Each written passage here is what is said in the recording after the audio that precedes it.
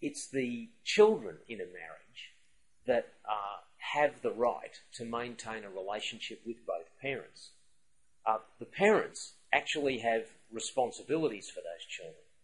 Parents are responsible, and in the words of the Act, they're responsible for both the long-term and the short-term obligations of caring for these children and providing for their well-being.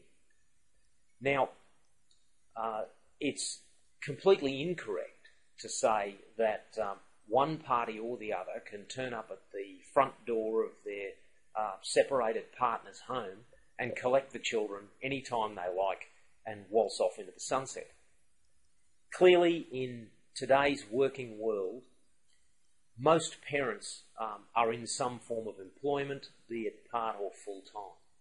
So there's a lot of organising will go on in each of the households in terms of meeting the children's needs, getting them where they need to go, preparing for their week, preparing for schooling, extracurricular activities, and then fit in an opportunity for both those parents to work.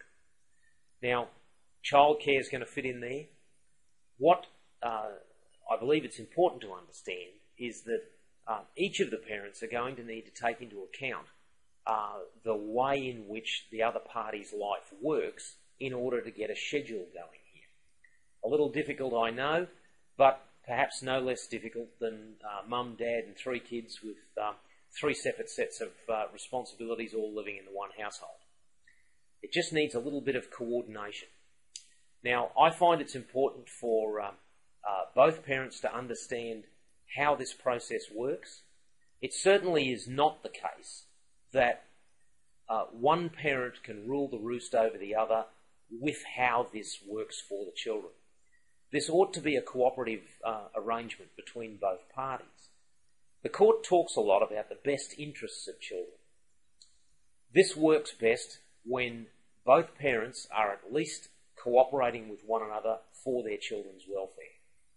Our recommendation is that you consider how a particular decision relevant to the children's welfare will actually impact them. Now, we try and take this child-focused approach so that the outcome at the end of the matter is more likely to be what's in the children's best interests. Now, we do understand that often there are arguments and perhaps some resentment between parties concerning how this should work.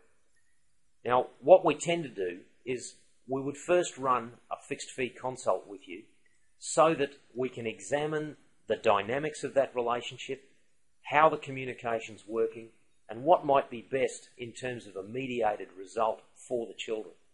There are going to be obstacles with that, we understand, but it's important at first instance to get this early bit of information. That's why we need 1.5 to 2 hours of your time to upskill you.